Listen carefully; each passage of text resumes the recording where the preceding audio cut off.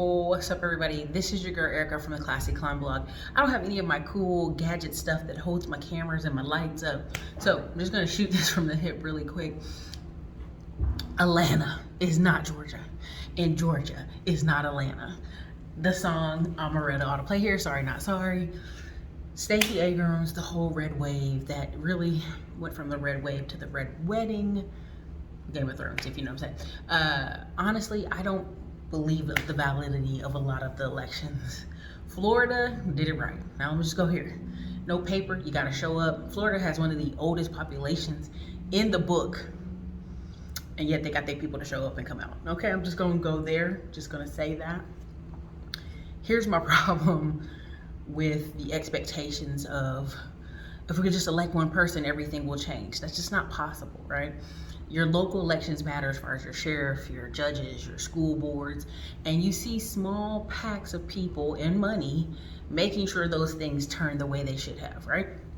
So another big thing, I'm gonna put the shades on just because I want to put the shades on. Another big thing for y'all, I want you to understand this, automation's coming hard. I just left from Jerome Montanalo's real estate domination conference, and I'll do a whole separate video and a recap, but for that one, that's a whole separate video. For this, I want you to understand, one of the guys come up there and says the women are going to be number one. He said some of my best students are women. Now here's why I think he said that, is the sense of urgency, the sense of lack of retirement, the sense of lack of stability and safety in one, a husband or a mate or lack thereof, and two, who you know, I don't know if y'all remember this, but a lot of Southern older movies, you know, they had this woman that they rented houses from or they rented rooms from. That's returning in a lot of places, where they rent the room from Mrs. Jones or Mr. Smith. Mrs. Smith, the husband died, left Mrs. Jones all the property, all that stuff like that. That's kind of returning, right? The biggest concern I have is automation being completely locked out of the purchasing, owning, or controlling of real estate. We just watched the past 5, I'd say even 10 years, of all the black folks you know that were lit, wholesaling every single piece of land they could in the hood to others. So now when it comes to people finally learning they can build their own home, there's actually government loan programs to help you build your own home with new construction loans, and you can build it with credit cards, and you can build it with really easy financing.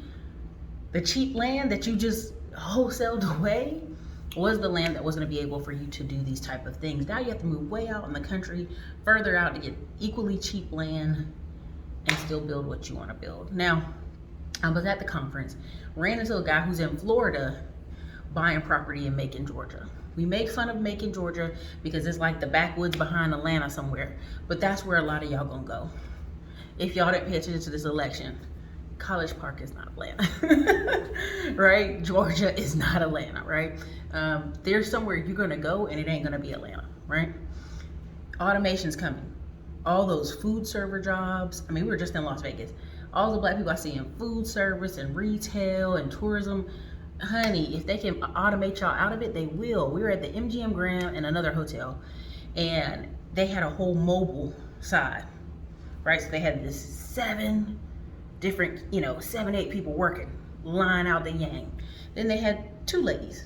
And then at one point, 1 lady, and it was a mobile kiosk. You had to take a picture of your phone, log yourself in, check yourself in.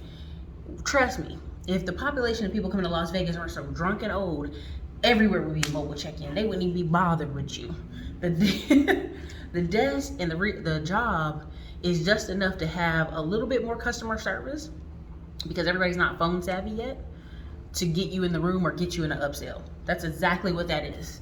Those people at the front desk are just there to try to upsell you, get you to spend more money, get you to become a life member, M-Life member, and some other stuff. That's the only reason they're there.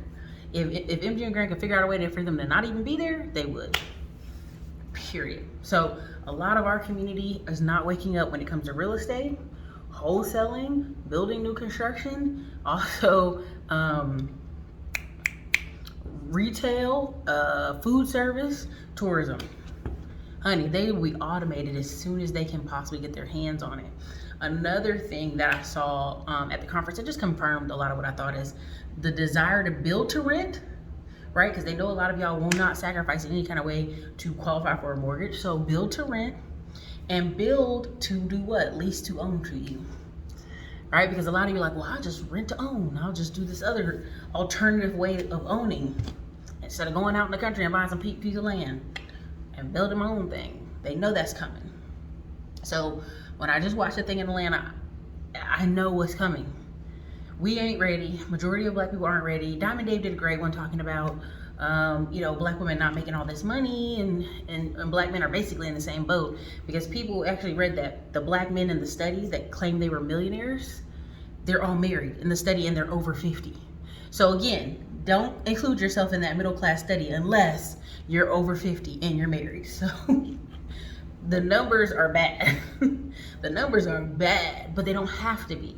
That's, you know, not to depress anybody out with this video. The numbers don't have to be bad. There can be some better decisions made. There can be some better decisions made, and it's not just voting. I'm sorry, I know we want to talk about voting, and the voting makes the difference. It makes the difference in your local school board, your local sheriff, your local judge, and your local stuff. It does. But overall, that voting ain't gonna change your house. It's not gonna change the money in your pocket. It's really not. So again, I know some people are like, the red wave, man, taking our country back, man. Honestly, the fastest way for you to take your city and state back is by you owning land, or you owning a business owners that can get traction in the news, business owners that are gonna talk to city council members, business owners that are gonna complain, aka bark, make noise to higher ups, which is city, state, senate, council members. Those people are who are gonna be the focus the next 2 to 5 years. So again, you know, I'm not gonna say black people is over.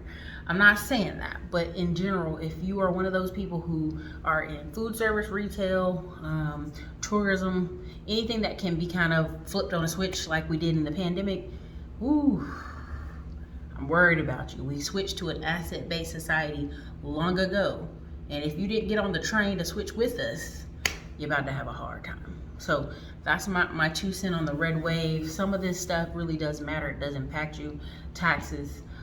But at the end of the day, the only way you're going to make it in the inflationary asset-based society we're leaning to, especially in America, where we've been more equal than anybody else, and fair, you know, there's nobody at the end of the street shaking you down for your money, as they do in many other countries.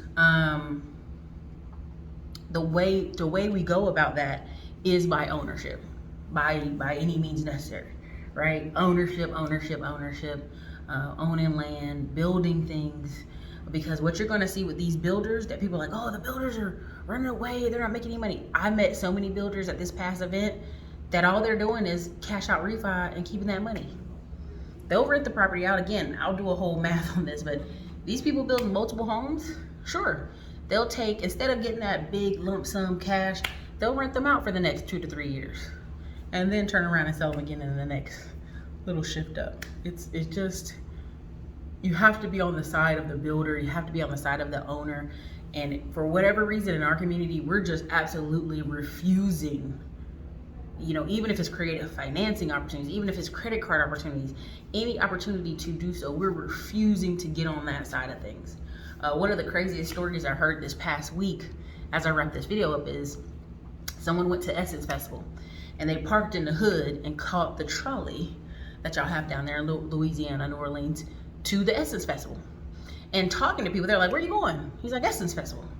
Oh man, oh no. They basically thought it cost so much money that they didn't even go inquire about it. Essence Festival is free. Let me say it again. The black people that live in New Orleans assumed Essence Festival cost money, so they didn't even go inquire. To walk across town 5 minutes to find out, is it free?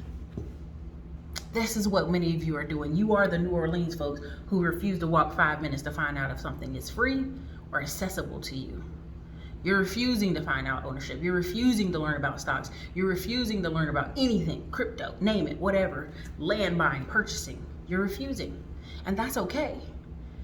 But you will be a part of the great left behind. You'll be living in Macon, Georgia, where everybody's laughing in Atlanta, enjoying their day. That's what's gonna happen. This isn't like a, oh, you don't know, I'm one out of a million that are going to do something different. No, this is where the society is completely turning. You have assets, you have ownership, you have a family, or you don't. You have control over your conversation, or you don't. And what do I mean over your conversation? You see Kyrie Irving and many of these people, we're focusing all our attention on the lack of their freedom of speech, but they're gonna be all right. They have $100 million. He can retire tomorrow. He's got investments all over the United States. Do you? Do you have the freedom to walk away from your job? You know these people I ran into who said, oh yeah, I got the jab because of my job. That was acceptable to them, to put foreign objects in their body because of a job. Y'all better wake up. So anyways, you guys, this is your girl Ericka, Classic Clown Blog, just my 2 cents on the red wave, Black America, and what's really coming for those who are not prepared. Later, you guys.